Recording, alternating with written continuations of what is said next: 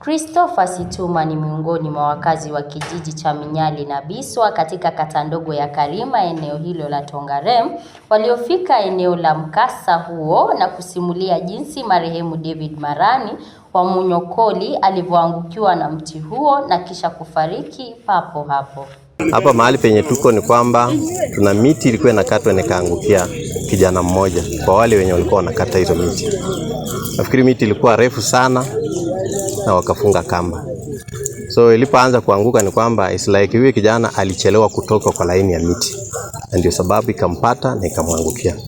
Vile tunaongea hivi ni marehemu amechukuliwa na gari, amepelekwa kwa moku ya Naitiri. Hii mti wamekata branches zote zimeisha.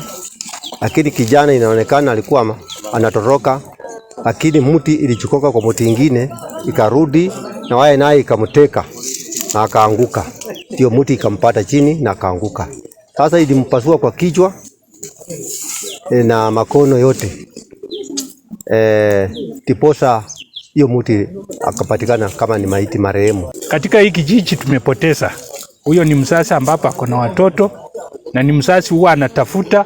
Katika hiyo hali ya kutafuta yenyewe imemletea changamoto. Ni kifo cha ghafla kilichowasikitisha mno wakazi pamoja na wanafamilia wa marehemu. Walieleza jinsi marehemu alivyojitolea katika kazi yake, wakisema kifo hicho ni pigo kubwa mno kwao.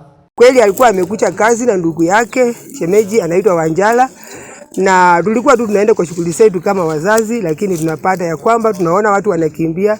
Nikiuliza ni nini, wananiambia shemeji yake amekufa, amepikwa na mti. Na yenyewe shemeji alikuwa amepatia ndugu yake kazi ya kutafuta riziki kama vile ilivyo kawaida. Sasa naomba tu mtuombee, hata ndugu yake kichwa kimeenda, bibi yake hako nafasi nyingine, maipia ana tu mpole, hana maneno. Sasa alikuwa ametoka tu kufanya riziki yake. Huwa anafanya kazi na ndugu yake. Na vile alikuja hapa tu kutafuta, walitaka mti ianguke huko, lakini jirani akakataa, akasema itapika nyumba yangu, sitaki kesi. Sasa ikabidi wa direct another direction. Sasa wakati walikuwa wanatafuta hiyo direction na mbao za juu, mti mwingine ya juu ndio ilisuia, ndio ikatani hivi. Na angekufa, lakini ni waya za chini zilishika trouser, kitambaa ngoe trouser kwa waya, mti shamfikia. Nikiripotia runinga ya TPM, jina langu ni Joy Gatwira. Huku Catherine Waswa, mama wa mtaa wa Minyali, akiwataka wananchi kuwa makini wanapoendeleza shughuli za ukataji wa mti ili kuepuka visa sawia. Wanakijiji wote, mnapofanya kazi mkuwe makini. Hata iwapo wanachimba mashimo, msifike karibu.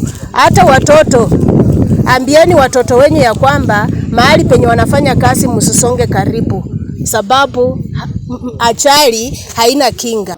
Nikiripotia runinga ya TPM, jina langu ni Joy Gatwira.